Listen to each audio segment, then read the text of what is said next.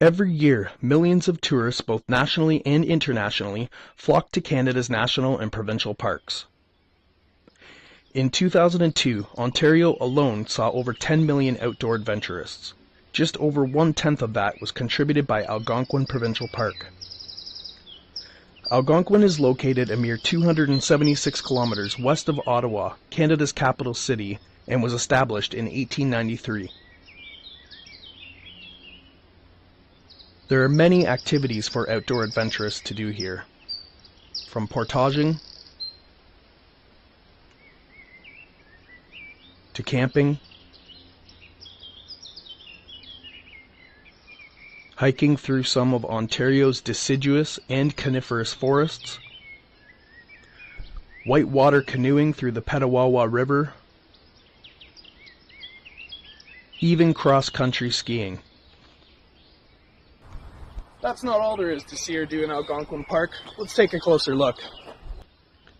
Many tourists that come to Ontario's parks are here to witness the local wildlife in their natural habitats. Algonquin is haven to over 40 types of mammal, 30 reptiles and amphibian, and over 130 species of breeding birds. Black bears roam freely in Algonquin, but are by far less aggressive than the grizzly that is found in Western Canada. In fact, tourists are often warned to keep their distance from the infamous Canadian moose. Although there have been few reportings, moose are known to be even more aggressive and dangerous towards humans than a grizzly. However, Northern Edge Algonquin provides visitors with a unique wilderness safari-style moose tour for those traveling to see Canada's majestic beasts up close, but in a safe and respectful manner. Probably the most popular of all, Algonquin was established as the first provincial park in Ontario in 1893 as a wildlife sanctuary due to the logging industry, and to this day is still logged. If you'd like to learn more about the cultural history, the Algonquin Logging Museum is located near the East Gate. A Pinnacle fishing rod, a tackle box, an Ozark Trail tent, and an air horn. Come on, boys, let's go. Let's get up. This is a fishing trip, not a sleeping trip. All right. That's what you asked for. You're going to get this, huh? Yeah, you up now. Only Walmart has low prices every day on everything you need, backed by our ad match guarantee. Save money, live better. Walmart.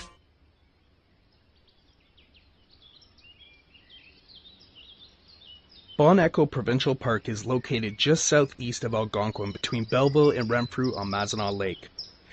Famous for its 1.5-kilometer Mazenod Rock that rises 100 meters above water level, it connects with Canada's Great Canadian Shield. Over 260 native pictographs dating back several centuries are easily viewed along the cliff walls by canoe or underwater scuba diving. The park, which was established in 1965, was given its name due to its acoustical properties. Bon Echo is also famous for its massively dangerous jumping cliffs. You ready? You guys ready?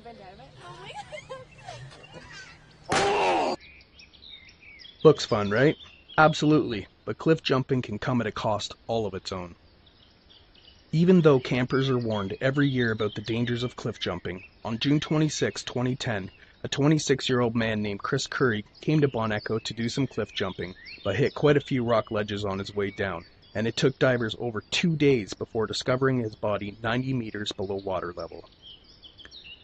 Among cliff jumping, scuba diving is also a pastime favorite at Bon Echo, but not nearly as popular as it is in Tobermory.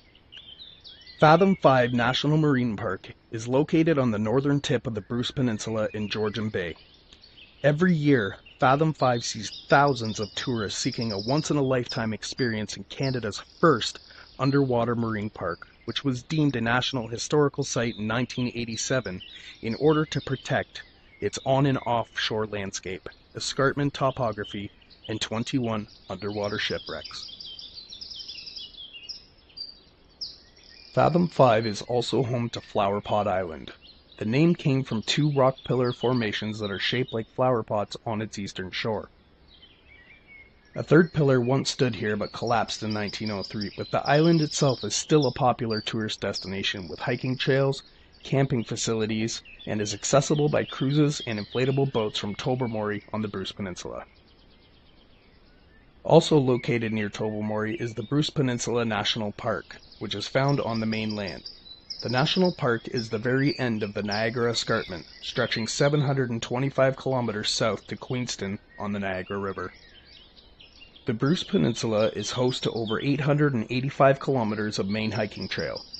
Depending on your physical capabilities and distance planned to travel, hiking them could take as much as 30 days to 60 years. Cypress Lake Trail, noted on this billboard, leads campers and adventure tourists to the park's most popular attraction, the Grotto. The Grotto is a massive cave along the shore of the Niagara Escarpment that the waves of Georgian Bay have carved out for over thousands of years.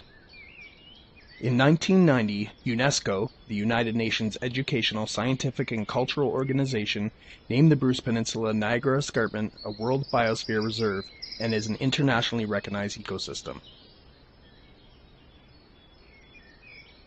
Northern Bruce Peninsula is amongst one of Canada's few designated dark sky communities and is clearly visible at night. No matter where you're camping in Ontario, there are always rules one must abide by in order to keep the peace with nature, neighbors, and the park conservation officers. Keep your music and voices to a reasonable level. Drinking or possession of an alcoholic beverage are only permitted on a registered campsite.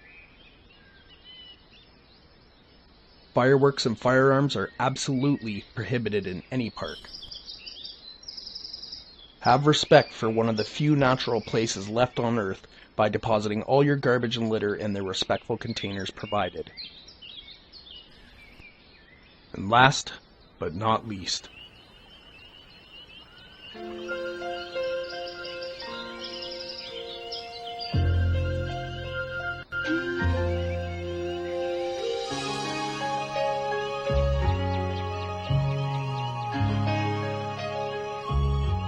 imagine a forest without any of these faces. Only you can prevent forest fires.